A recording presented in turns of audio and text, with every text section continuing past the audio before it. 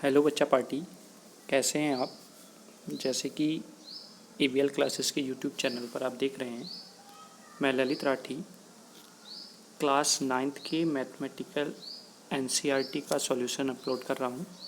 जैसा कुछ बच्चे मुझसे कह रहे थे कि भैया हमारी क्लासेस नहीं चल पा रही हैं, तो आप कुछ हमारी हेल्प कर सकते हैं क्या। तो घर पे जाके पढ़ाना तो पॉसिबल नहीं है, बट मैंने उनसे बोला कि हाँ, जो हेल्प मुझसे होगी वो मैं आपकी कर सकता हूँ। तो यूट्यूब चैनल के थ्रू मैंने सोचा कि क्यों ना मैं जैसे अपने कॉलेज के लिए काम कर रहा हूँ वैसे ही हम आप लोगों के लिए सॉल्यूशन प्रोवाइड कराएं क्लास 9th के मैथमेटिक्स का सॉल्यूशन। ठीक है, तो इसमें हम कैसे करेंगे, जैसे एक्सरसाइज वाइज हम पढ़ाना स्टार्ट किया है। एक्सरसाइज से पहले जो उसकी एक्सरसाइज के की पॉइंट्स होंगे वो चीज़ मैं आपको बताऊंगा।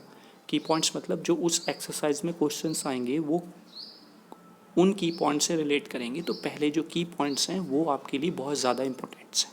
ठीक है, पहली बात, जो की पॉइंट्स हैं या एक्सरसाइज से पहले जो चीज़ आपको लिखवाई जा रही है उसको अच्छे से आप राइट डाउन कर लें नोटबुक में और उसको अच्छे से पढ़ें।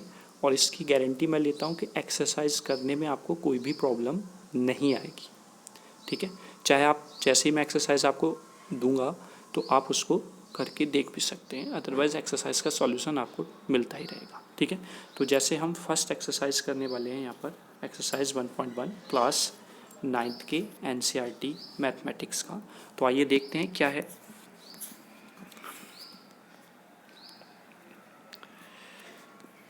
यहाँ पर है फर्स्ट चैप्टर, उसका नेम है नंबर सिस्टम। ठीक है, 9th क्लास के NCERT में फर्स्ट चैप्टर जो है उसका नेम है नंबर सिस्टम। और की पॉइंट्स क्या हैं उसमें, नंबर सिस्टम से आपको पता चल रहा है कि कुछ नंबर से रिलेटेड यहाँ पे चीज़ें होंगी। तो जो डिफरेंट टाइप्स के नंबर्स हम देखते हैं, जैसे हम नंबर काउंट करते हैं 0 1 2 3 4 5 6 7, या फिर -1 -2, या फिर 2/3, या फिर अदर टाइप्स के square root of 2 numbers, pi, square root of 3, ये सारे डिफरेंट डिफरेंट नंबर्स हम जानते हैं। बट किस नंबर को किस नोटेशन से या किस नाम से जानते हैं वो चीज़ यहाँ पर मैं आपको बताता हूँ, उसका ही यूज़ आपका एक्सरसाइज फर्स्ट में हुआ। ठीक है, तो देखते हैं फर्स्ट की पॉइंट क्या है। 1 2 3 4 जैसे हम बोलते हैं, स्टार्ट करते हैं काउंटिंग 1 2 3 4 5 6 7। तो ये नंबर्स जो होते हैं इनको कहते हैं हम नेचुरल नंबर्स, यानी कि जैसे ही हम काउंटिंग करना स्टार्ट करेंगे नेचुरली हमारा स्टार्ट 1 2 3 4 से ही होता है। ठीक है, और इनको रिप्रेजेंट करते हैं कैपिटल N से। ठीक है, तो ये ध्यान रखना कि नेचुरल नंबर्स होते हैं 1 से स्टार्ट और उनको हम डिनोट करते हैं कैपिटल N से। चलिए, वहीं पे दूसरा पॉइंट है आपका, जब इन नेचुरल नंबर्स में ज़ीरो ऐड हो जाता है जैसा आप देख रहे होंगे, तो वो बन जाता है आपका होल नंबर्स और इनको रिप्रेजेंट करते हैं W से। ठीक है, यानी कि अगर हम नेचुरल नंबर्स में ज़ीरो ऐड करते हैं, मतलब कि 0 1 2 3 4 5 ऐसे बोलें, तो these numbers are called the whole numbers और जिसको हम रिप्रेजेंट करते हैं W से। ठीक है, थर्ड पॉइंट देखते हैं। अभी तक हम सारी वैल्यूज़ प्लस में देख रहे थे, अगर आप देखें तो सारी वैल्यूज़ आपको प्लस में मिली थी, +1 +2 +3 +4, यहाँ पर 0 +1 +2 +3 4। लेकिन जो वैल्यूज़ माइनस में होती हैं, जैसे -2 -1 -3 -4 -5, अगर उनको भी हम नंबर्स में ऐड कर लें, जैसा कि नीचे लिखा हुआ है थर्ड पॉइंट पर, -3 -2 -1 0 1 2 3 आर द इंटीजर्स। इस फॉर्म को हम बोलते हैं इंटीजर्स और इनको हम रिप्रेजेंट करते हैं बाय द Z या फिर I। ठीक है, यानी कि आप इसको I से डिनोट कर सकते हो या फिर Z से डिनोट कर सकते हो। तो these numbers are called the integers. Clear है, आशा करता हूँ कि तीनों पॉइंट्स आपको तीनों टाइप्स के नंबर्स इजीली समझ में आ गए होंगे। ठीक है, अब मैं थोड़ा सा यहाँ पर बता देता हूँ। देखो बच्चों, कंफ्यूज मत हो ना, यहाँ पर हमने -3 को लेफ्ट साइड से स्टार्ट क्यों किया है, -2 को फिर उससे पहले लिखा है, फिर -1 को लिखा है। तो ऐसा क्यों होता है, देखो अगर आप अपने फ्रेंड से, आप 3 फ्रेंड हैं, एक फ्रेंड से आपने और आपके दूसरे फ्रेंड ने उससे पैसे लिए, आपने उससे लिए 2 रुपये और उसने लिए 5 रुपये। तो वो जो -5 है, यानी कि जब आपने लिए तो इसका मतलब क्या है, आप उसके ऋणी हो गए हैं, आपने उससे कर्ज ले लिया है ना। तो जिसने ज़्यादा कर्ज लिया है उसकी वैल्यू कम हो जाती है। तो वैसे ही आपका यहाँ पर है, -3 छोटा होता है -2 से। अगर मैं बोलूँ -3 छोटा है -2 से और -2 छोटा है -1 से। अगर यही बात हम प्लस में करें तो 3 बड़ा होता है 2 से और 2 बड़ा होता है 1 से। तो इसमें कंफ्यूज नहीं होना है। चलिए ठीक है, तो मैंने अच्छे से आपको ये बता दिया है। आगे आते हैं फोर्थ पॉइंट। फोर्थ पॉइंट आता है रैशनल नंबर्स, यानी कि इन नंबर्स के अलावा भी हमारे कुछ नाम होता है नंबर्स का, उनको बोलते हैं हम रेशनल नंबर्स। रेशनल नंबर्स क्या हैं? ए पॉइंट देखते हैं। It can be represented in the form of p upon Q, यानी कि जो आपके नंबर्स पी अपॉन क्यू की फॉर्म में होते हैं, बट वहाँ पर q जो है वो इक्वल टू 0 नहीं होना चाहिए। अगर q इक्वल्स टू 0 हो गया तो सारी वैल्यू ख़त्म हो जाएगी, वो इनफाइनाइट बन जाएगा, यानी कि उसकी कुछ वैल्यू होगी ही नहीं। ठीक है, तो वही लिखा हुआ है p एंड q की फॉर्म में हो, जहाँ पर p and q are the integers. Integers मैंने आपको ऊपर बताए हैं, माइनस से प्लस की सारी वैल्यूज़ जितनी भी होंगी वो सब इंटीजर्स होते हैं। बट कंडीशन यहाँ पर क्या है जो मैंने बताई आपको, q 0 के इक्वल नहीं होना चाहिए। तो एक तो ये कंडीशन हो गई किसके लिए? रैशनल नंबर्स के लिए। दूसरी condition, its decimal expansion is terminating, that means 2/5 equals to 0.5। आप टर्मिनेटिंग का मतलब समझ लीजिए। टर्मिनेटिंग मतलब डेसिमल एक्सपेंशन मतलब कि ये है, जैसे मैंने आपकी कोई भी वैल्यू लिखी 2/4 है ना, तो हमने इसको सॉल्व आउट किया तो देन वी गेट 0.5। ठीक है, तो this is the decimal term of this number. ठीक है, अब अगर ये डेसिमल टर्म यहीं पे स्टॉप हो जाती है, इसके बाद और कोई भी नंबर नहीं आ रहा है, ठीक है, या फिर अगर एक नंबर आया, 2 नंबर आया, 3 नंबर, यानी कि डिफाइन नंबर्स पे जाके ये क्या हो जाती है? क्लोज हो जाती है, तो it's called the terminating term. ठीक है, आशा करता हूँ ये भी आपको समझ में आया होगा। थर्ड पॉइंट देखते हैं, it's decimal expansion is non terminating. अगर इसकी डेसिमल एक्सपेंशन नॉन टर्मिनेटिंग है, नॉन टर्मिनेटिंग मतलब रिकरिंग भी बोल सकते हैं या रिपीटिंग भी बोल सकते हैं। अब रिपीटिंग और रिकरिंग में क्या है देखते हैं। जैसे एक एग्जांपल लिया मैंने 1/3 इक्वल्स टू, अगर आप 1/3 को डिवाइड करेंगे तो वी गेट 0.3333। आप कंटिन्यूस यही फाइंड आउट करते चले जाएंगे, यानी कि कहीं पे भी ये जाकर एंड नहीं हो रही है, ये बार बार रिपीट होती जा रही है टर्म। तो these are called the non terminating term. ये आगे जाके आप पढ़ेंगे। ठीक है, तो अच्छे से अगर ये की पॉइंट्स आपने समझ लिए तो आपको कोई भी प्रॉब्लम नहीं आएगी किसी भी एक्सरसाइज में। ठीक है, चलिए एक तरह से हम इस ऐसे भी बोल सकते हैं 0.123 हो गया, यानी कि तीनों टर्म्स फिर रिपीट हो गई, 1 2 3 फिर 1 2 3, इस टाइप से कंटिन्यू रिपीट हो रही हैं, तो ये भी आपकी नॉन टर्मिनेटिंग या रिकरिंग या रिपीटिंग टर्म्स कहलाती हैं।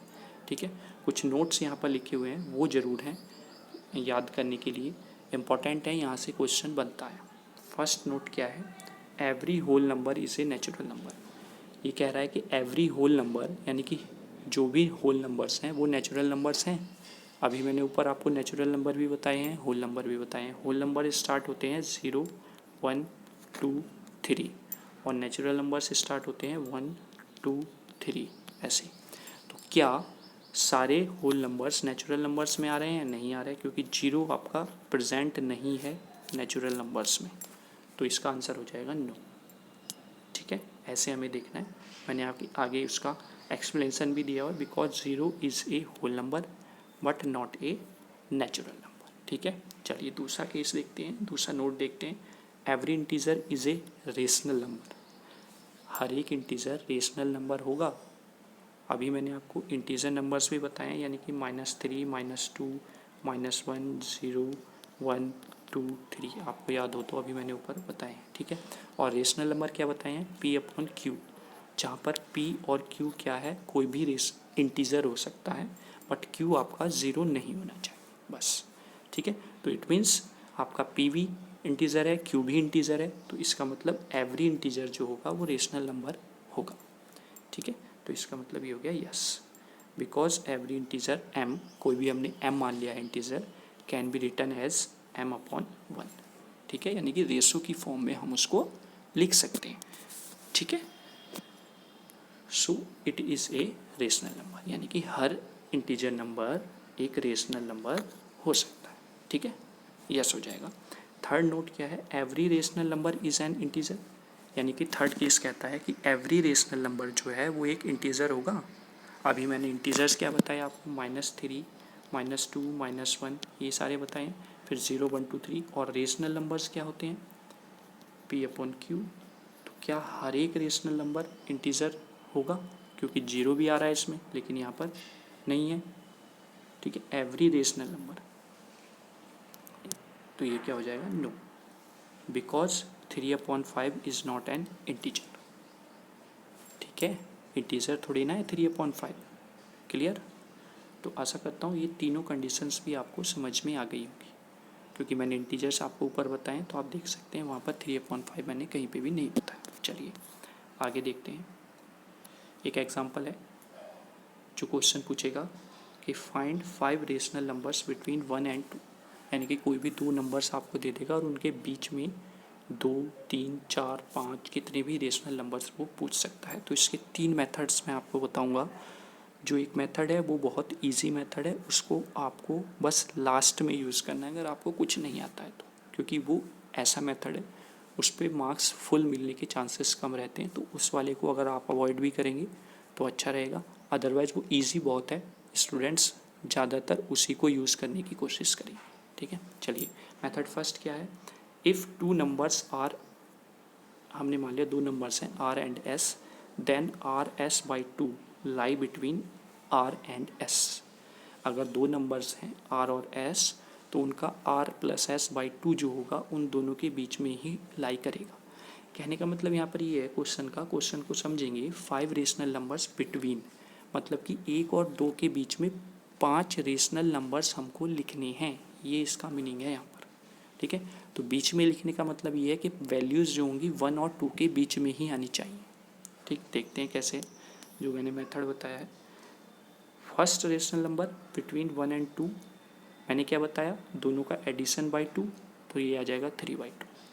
सेकंड नंबर लाई बिटवीन, अब देखो इसके और इसके बीच में हमें निकालना पड़ेगा, तो 1 और 3/2 के बीच में फाइंड आउट करते हैं। तो दोनों को ऐड किया 1 + 3/2 और डिवाइड कर दिया 2 से। अब 1 + 3/2 को सॉल्व आउट करने के लिए 2 एलसीएम लेना होगा। देखो 2 एलसीएम लेंगे यहाँ से, तो ये 2 की मल्टीप्लाई इधर हो जाएगी, तो 2 + 3/2/2, तो दैट्स 5/4, क्योंकि ये अपॉन वाला इसके साथ 2 के साथ 2 मल्टीप्लाई करके 4 बना देगा। ठीक है, अब आप 3/2 और 5/4 के बीच में फाइंड आउट करेंगे रेशनल नंबर, तो 3/2 एंड 5/4। थर्ड नंबर जो हो जाएगा लाई बिटवीन 3/2 एंड 5/4, तो दोनों नंबर्स को ऐड करेंगे और डिवाइड कर देंगे 2 से, तो देन वी गेट, यहाँ पर 4 एलसीएम लेना होगा, यहाँ पर 2 है तो 2 से मल्टीप्लाई 6 हो जाएगा, 6 + 5, तो ये हो जाएगा आपका 11/8। ठीक है, चलिए फोर्थ रेशनल नंबर क्या हो जाएगा? बिटवीन 5/4 एंड 11/8, तो फिर वही करेंगे, दोनों को ऐड करेंगे, 5/4 + 11/8 और डिवाइड कर देंगे 2 से। फिर 8 एलसीएम ले लेंगे, 2 की मल्टीप्लाई हो जाएगी 10 और यहाँ पर 11, दोनों को ऐड करेंगे तो देन वी गेट 21/16। क्लियर है? चलिए 4 रेशनल नंबर्स हमने फाइंड आउट कर लिए हैं बिटवीन 1 एंड 2। अब फिफ्थ रेशनल नंबर निकालते हैं 11, यानी कि अब 11 है लास्ट नंबर और अब जो नया नंबर आया 21/16 इन दोनों के बीच में, तो दोनों को ऐड करेंगे 11/8/2। ठीक है, तो यहाँ से हम 16 एलसीएम लेंगे, तो ये हो जाएगा 11 × 2 22 + 21/16/2, तो that's finally we get 43/32। Clear है? तो ये 5 नंबर्स आ गए हमारे।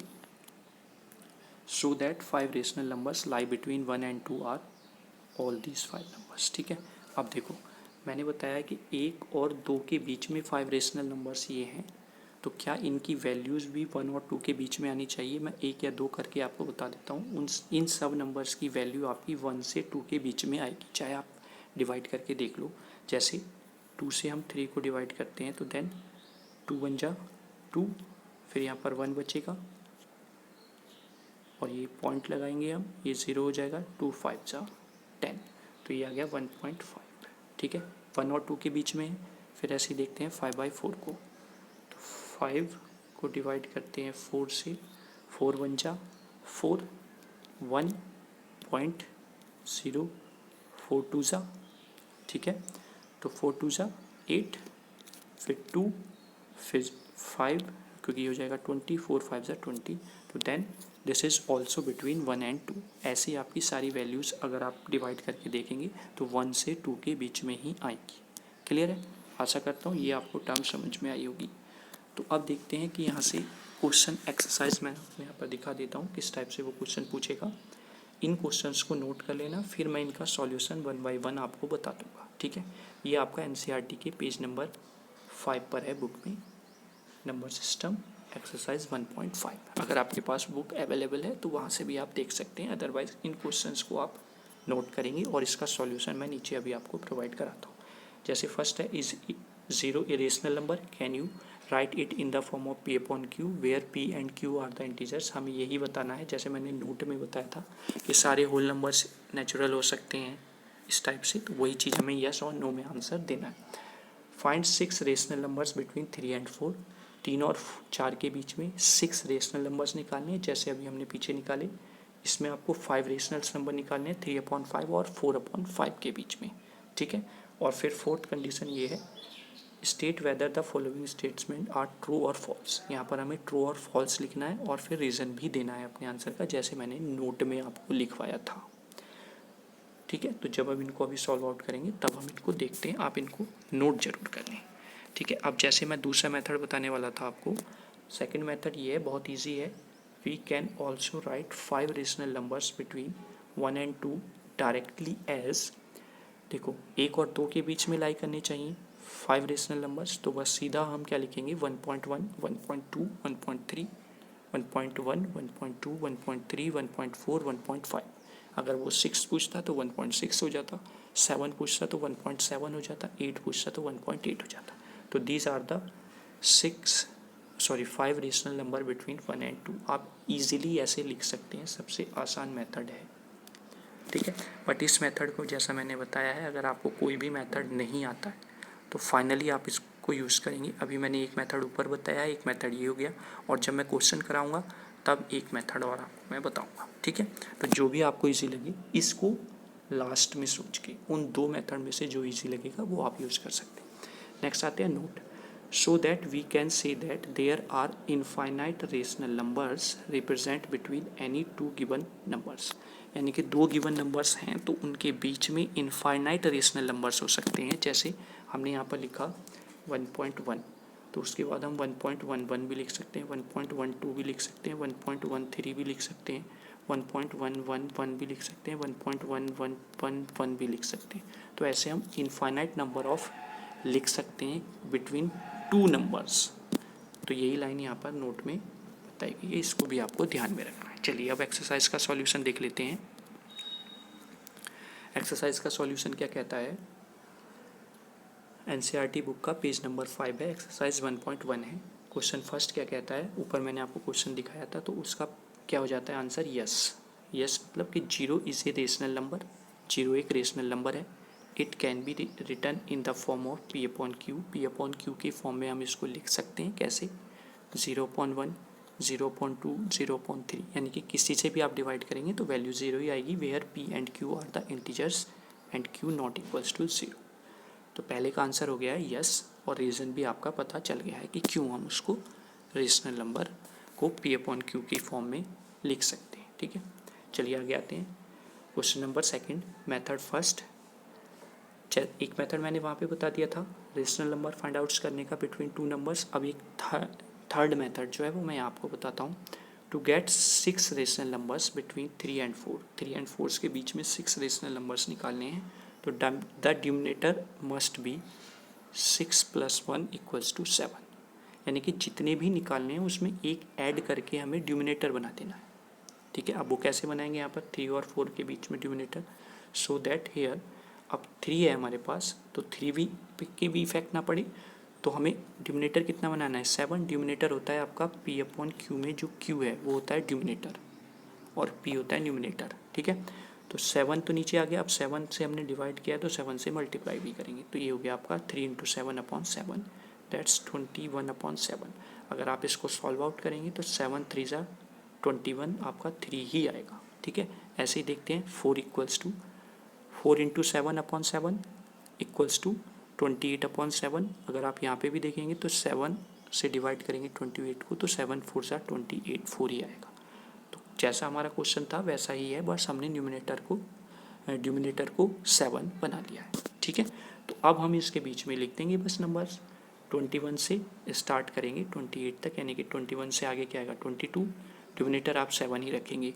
फिर 23, 24, 25 ये सारे नंबर्स क्या हो जाएंगे, जैसा कि मैंने यहाँ पर लिख रखा है, rational numbers between 3 and 4। 22/7, 23/7, 24/7, 25/7, 26/7, 27/7, these are the answers. ठीक है, आप इसको भी डिवाइड करके देख सकते हैं, सारी वैल्यूज़ 3 और 4 के बीच में ही आएंगी। अगर कोई भी वैल्यू 4 से ज़्यादा आती है, 3 से कम आती है, तो आपका आंसर वो नंबर कहीं ना कहीं पे गलत है। ठीक है, फिर सेकंड मेथड वही जो मैंने आपको बताया था, आप डायरेक्टली भी लिख सकते हो 3.1, 3.2, 3.3, 3.4, 3.5, 3.6 ऐसे भी। ये आपका लास्ट में यूज़ होने वाला है। तो इस क्वेश्चन को सॉल्व आउट करने के मैंने 3 मेथड आपको बता दिए हैं। ठीक है, चलिए फिर इसके बाद क्वेश्चन था to get 5 rational numbers between 3/5 and 4/5। तो इसमें हम वही मेथड यूज़ करते हैं जो ऊपर क्वेश्चन में हमने यूज़ किया है। 5 रेशनल्स नंबर निकालने हैं, तो डिनोमिनेटर को हमें क्या बनाना है, 5 + 1 = 6, और 6 बनाने के लिए हमें 6 से ऊपर मल्टीप्लाई करनी पड़ेगी, 6 से नीचे मल्टीप्लाई करनी पड़ेगी। तो देन वी गेट 3/5 में 6 से ऊपर की, 6 से नीचे तो 18/30, और सेम एज इट इज़ यहाँ पर हो जाएगा 24/30। जब हम इसको सॉल्व आउट करेंगे तो हमें फाइनली 4/5 मिलेगा, और जब हम इसको सॉल्व आउट करेंगे तो हमें 3/5 ही मिलेगा। तो बस अब वही स्टार्ट करते हैं, 18 से स्टार्ट हो जाते हैं, यानी कि 19/30, 20/30, 21/30, 22/30, 23/30। ठीक है, तो these are the rational numbers between 3/5 and 4/5 जो उसने क्वेश्चन में पूछा था। आशा करता हूँ कि आपको अभी तक सारी टर्म्स क्लियर हो रही होंगी, अच्छे से समझ में आ रही होगी। आगे देखते हैं, इस एक्सरसाइज का लास्ट क्वेश्चन है, स्टेटमेंट रिलेटेड क्वेश्चन है, ट्रू एंड फॉल्स में। पहला क्वेश्चन है जो उसने पूछा है, उसमें आंसर हो जाएगा ट्रू, और ट्रू में as whole number is the collection of natural numbers and zero. क्या पूछा है, एक बार मैं आपको दिखा देता हूँ क्वेश्चन। वैसे मैंने आपसे बोला था कि आप राइट डाउन कर लेना क्वेश्चंस। देखो जैसे ही बोला है, every natural number is a whole number, ये पूछा है कि सब हर एक नेचुरल नंबर होल नंबर है, बिल्कुल है। जैसे कि मैंने स्टार्टिंग में ही आपको बताया है, नेचुरल नंबर भी और होल नंबर भी। होल नंबर आपका 0, 1, 2, 3, 4 होते हैं, अगर आपको ध्यान ना हो तो मैं फिर से बता देता हूँ। और नेचुरल नंबर आपके 1, 2, 3 होते हैं। तो सारे नेचुरल नंबर्स होल नंबर में आ रहे हैं, और होल नंबर में 0 भी है। ठीक है, तो ये आपका ट्रू हो जाएगा। आगे फॉल्स हो जाएगा दूसरा क्वेश्चन, उसमें क्या है, because negative integer are not whole numbers. Whole numbers कहाँ से स्टार्ट हैं, 0, 1, 2, 3, 4, बट नेगेटिव इंटीजर्स नहीं होते हैं, इसमें सारी वैल्यूज़ क्या होती हैं, पॉजिटिव होती हैं, तो इसलिए ये फॉल्स हो जाएगा। क्यों, क्योंकि नेगेटिव इंटीजर होल नंबर नहीं होते हैं। ठीक है, and last one is the false also, because rational numbers like 3/5, 2/3, 7/9 are not the whole numbers. जैसा कि मैंने नोट में भी थर्ड क्वेश्चन बताया था आपको कि इस टाइप के रेशनल नंबर्स जो हैं वो क्या हैं, होल नंबर नहीं होते। ठीक है, तो ये आपकी एक्सरसाइज फर्स्ट होती है कंप्लीट। आशा करता हूँ कि बहुत अच्छे से आपको समझ में आया होगा। आप जो की पॉइंट्स आपको बताए गए हैं वो याद कर लीजिए, एक्सरसाइज जो ऊपर दी हुई है उसको अपने आप करके देखिए, नहीं होती है तो ये सॉल्यूशंस आपके पास हैं। फिर भी कोई दिक्कत आती है तो आप मुझे पर्सनली मेरे नंबर पर कॉल करके या व्हाट्सएप के थ्रू बता सकते हैं, या फिर कमेंट बॉक्स में मैसेज कर सकते हैं। चलिए, थैंक यू बच्चों, पढ़ते रहिए, सुरक्षित रहिए।